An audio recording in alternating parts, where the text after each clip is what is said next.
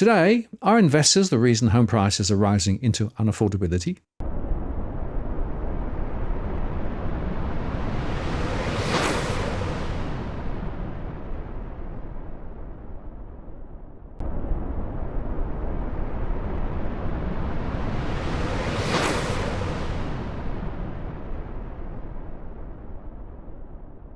Hello again, it's Martin North from Digital Finance Analytics. Well, now this post covering finance and property news. The trends are clear. In many Western countries around the world, home prices have been rising, and in recent years rising very fast, as this IMF global chart shows. The underlying drivers are the freeing up of mortgage markets, lowering interest rates, which allowed people to borrow more, which is why debt has been rising too. And as you know, I've long argued the rise in home prices to stupid levels is all due to the deregulation of the financial system, driven by neoliberal thinking, which leaves ordinary people in the dust. Greater debt-driven demand lifts prices. Now, of course, the government is fixated on the supply side story, and we can expect they'll be peddling this hard in the election. The government's housing policies include 1.2 million new homes to be built by the middle of 2029, and a $9.3 billion agreement with states and territories to support social housing and homelessness services, a scheme to help 40,000 households purchase a new or existing home, and tax incentives to support investment in new build-to-rent developments.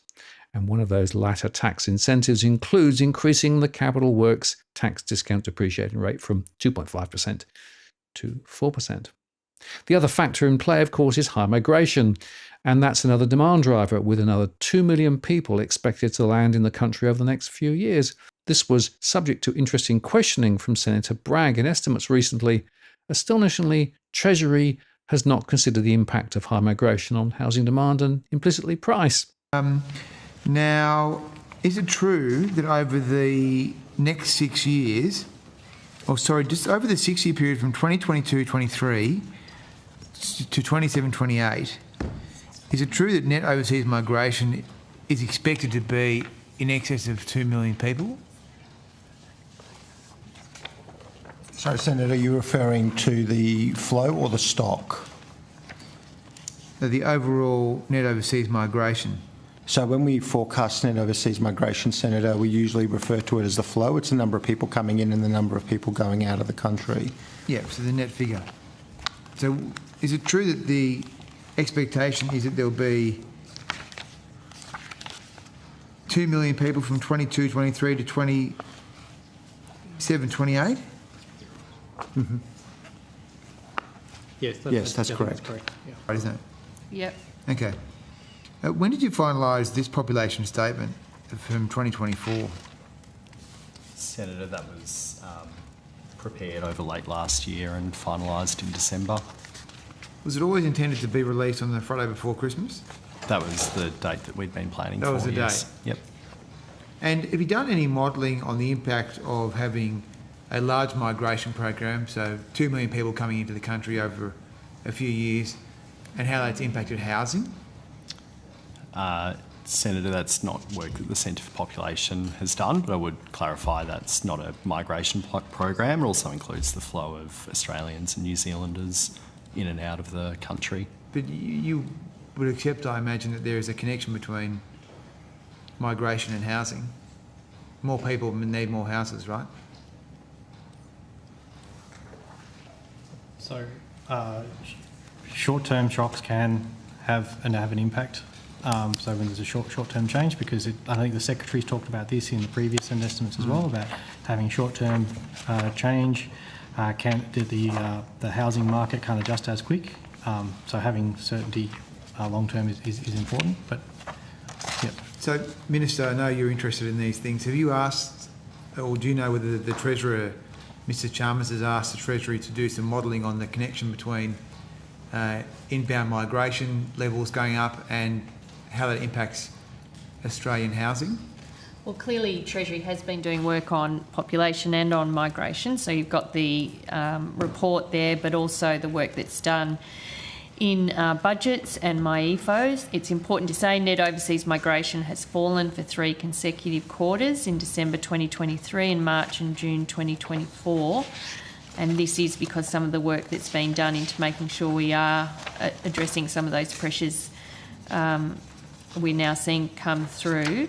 And we're also focused on housing and increasing housing supply, and the Treasurer obviously has been very active in that space as well. So is the answer to the question that you have commissioned analysis? My answer to the question is that the Treasurer is fully across migration, net overseas migration and housing policy. Okay, so what is the piece of work that exists in the Treasury that shows the impact of having 1 million people come into the country in the last 2 years and only building 160,000 houses? Where does that exist, that analysis? Who's got that? You got it here today? No, we don't have that analysis. Does it Senator exist? Bragg. We haven't done that. We haven't undertaken that analysis. Oh, well, that's bad, isn't it? No. Don't you think that's bad, Minister? No. And what are the tax breaks for investors? Well, according to a new report from the Australian Council of Social Service, ACOS, 2 tax breaks are, quote, disproportionately benefiting Australia's richest, while simultaneously fueling the housing affordability crisis. The report criticised the capital gains tax deduction for property, where only 50% of capital gains made from an asset are taxed when it's sold, and negative gearing, which allows investment expenses to be deducted from income. ACOS says the wealthiest 10% of households own 2/3 of all investment properties and are receiving 82% of the $16 billion of tax relief the 2 breaks provide. These tax breaks disproportionately benefit the well-off in our society, while millions struggle to pay the rent, let alone save a deposit to buy their first home, ACOS Chief Executive Dr. Cassandra Goldie said. The report also found that since the introduction of the capital gains discount in 1999, the average house price has increased by 142%, while wages rose by 44%. Australia's absurdly generous tax breaks are supercharging the housing crisis and raising inequality in our society, Goldie said. As long as a tax system encourages speculative investment in housing, the housing affordability crisis won't be solved just by building more homes. ACOS has called on the government to reduce the CGT discount 50% to 25% over 5 years, and to restrict negative gearing for new investments, and also halve the CGT deduction for superannuation funds. Rental losses are most commonly claimed by those with higher taxable incomes, with individuals in the top 30% of taxable income accruing 75% of the total benefits, according to analysis from the Treasury. Most deductions are also claimed by generations X and Y because baby boomers tend to own their rental homes outright or have stopped working. And analysis of the 21-22 tax year by the Australian Treasury show that 81% of the total tax reduction from rental deductions went to people with above median income, with 39% of the reduction going to people on the top taxable income decile. Also, around 82% of the benefit from CGT discounts was received by people on the top income decile. And older Australians also received the greatest benefits. Those aged 50 to 64 received the greatest share of the benefit, whereas the largest share of the benefit at 13.6% went to those aged 60 to 64. So it is clear that Australia's property tax concessions are costly to the federal budget and unambiguously stimulate investor demand, which crowds out first home buyers and lowers the nation's home ownership rate. On budget sustainability and home ownership grounds, therefore, Australia's property tax concessions should be unwound. But there are a couple of problems here. Firstly, the government outsourced housing to the private sector. So many private mum and dad landlords are out there, and the availability of rental property would likely decline. And many of those investors are leveraged up with mortgages to get the tax breaks. Without those tax breaks, the economic investment returns are not very attractive, especially if home prices do not continue to rise. The second is the government's attempt to help the housing market via the HAF, the Housing Future Fund. Again, as Andrew Bragg points out, the number of additional properties added to the housing market since the formation is close to zero, as they have been buying up and repurposing existing property. So on a seasonally adjusted basis for the first 3 months of the National Housing Accord period, there were 44,884 homes were built. Okay, so how many houses were built in Australia last year, did you say? It was 177,000 and something. 177,000 houses? Yes. Okay. And we need to get 240,000 houses a year. So we're well short.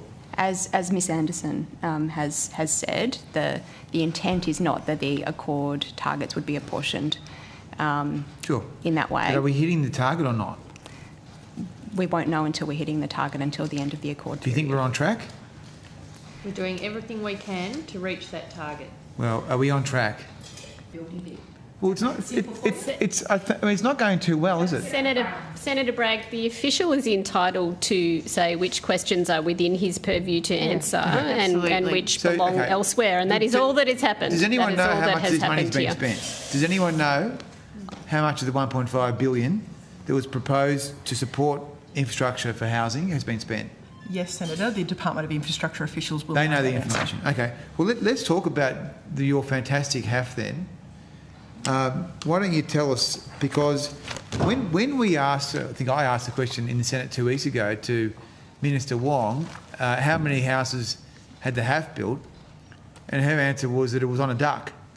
Now, apparently, according to the Sydney Morning Herald and The Age today, the Housing Australia Future Fund has now built 300 houses. So after 18 months and $10 billion, the HAF has now magically built 300 houses in the last 2 weeks since we were last here in the Bush capital. So, well, that's heavily editorialised. It's not editorialised, it's just the facts. Flourishes there, Senator Bragg. So what's happened? Tell me. We're desperate to know. Well, yes, you've got a lot of interest for a fund that you want to abolish, so it's interesting. You've briefed out to the paper today that it's built 300 houses that it hadn't built 2 weeks ago. All right. Well, I don't think that's a fair assessment. Okay, let's go. Housing Australia has agreed on the first 13,700 social and affordable homes to be built through the Housing Australia Future Fund after it passed the Parliament after being delayed by you for at least 18 months, I think. The government has released a list of the successful projects under HAF Round 1.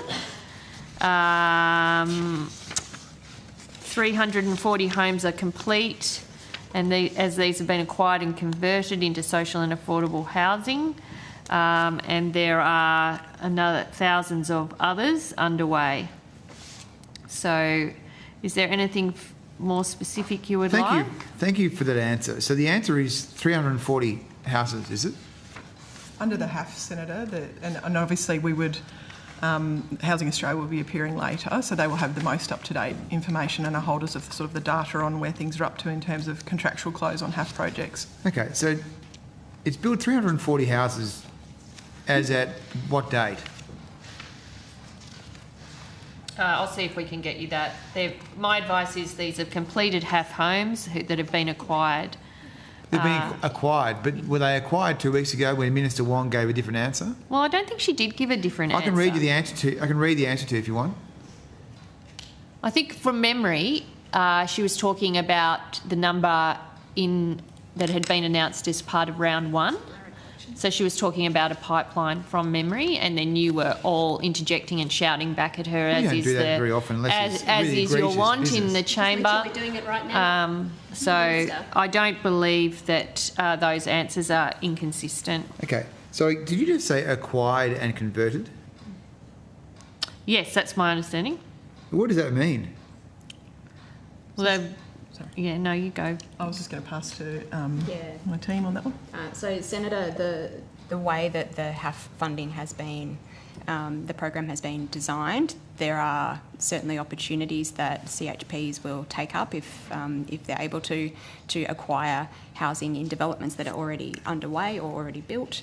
It's a way of them being able to have tenants in social and affordable homes as quickly as possible. It's not an unusual way for social and affordable housing to be provided by community housing providers. So these houses were acquired? Some of them. Yeah. So how many of them were actually built? The figure that you're referring to there. They've all been built. Oh, so 340 you said were acquired. Were they acquired or were they built? It's a different thing. Well, they all had to be built to be acquired. I know that, but did the Housing Australia Future Fund build them or acquire them? Well, the Housing Australia Future Fund doesn't build, it supports projects. We know that. Yeah, well, I'm answering your question. You said, did the Housing Australia Future Fund build them? How many and has it I am built? answering they are projects that have been supported through the Housing Australia Future Fund. So I absolutely agree that the investor tax breaks are part of the problem, but unless we address too high migration, control unsustainable lending growth, and also work on building enough new homes to meet new demand, the affordability situation will continue to deteriorate. So as a result, many will choose to leverage up just to get into the market and out of the rental sector. Government policies at fault here, and they appear to be avoiding the elephants in the room: address too high migration and control unsustainable lending growth. I wonder if this is because many politicians also are property investors. Now, if you're buying your home in Sydney's contentious market, you don't need to stand alone.